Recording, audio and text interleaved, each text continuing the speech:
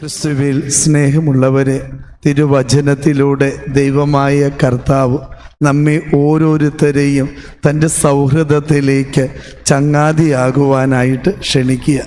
ക്രിസ്തു തൻ്റെ ശിഷ്യന്മാരോട് പറയുക, ഇനി മേലിൽ ഞാൻ നിങ്ങളെ ദാസന്മാർ, ശിഷ്യന്മാർ എന്ന് വിളിക്കുകയില്ല.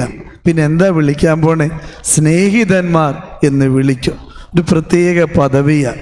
ശിഷ്യന്മാരെന്ന് പറയുമ്പോൾ പിന്നാലെ നടക്കുന്നവനാണ് ശിഷ്യൻ, ഗുരുവിനെ അനുഗമിക്കുന്നവൻ. എന്നാൽ സ്നേഹിതൻ എന്ന് വെച്ചാൽ എന്താ? തോളത്ത് കൈയിട്ട് നടക്കുന്നവൻ എന്ന അർത്ഥം.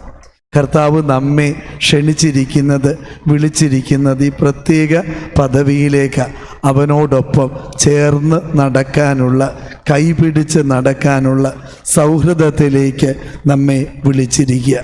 അതുകൊണ്ട് എൻ്റെ പ്രിയപ്പെട്ടവരെ, ഒരു ചങ്ങാതിയുടെ പ്രശ്നം കഴിഞ്ഞിട്ട് സ്നേഹിതന്മാർക്ക് മറ്റെന്തും ഉള്ളൂ നമുക്കറിയാം.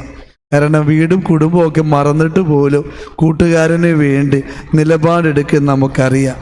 അങ്ങനെയെങ്കിൽ എൻ്റെ പ്രിയപ്പെട്ടവരെ, നമ്മുടെ ജീവിതത്തിൻ്റെ ആവശ്യങ്ങൾ, പ്രശ്നങ്ങളൊക്കെ നമ്മേക്കാൾ അധികമായി നമ്മുടെ ചങ്ങാതിയായി കൂടെ നടക്കാൻ കടന്നു വന്നിരിക്കുന്ന കർത്താവ് ഏറ്റെടുത്തു കൊള്ളും എന്ന് അറിയുക, വിശ്വസിക്കുക.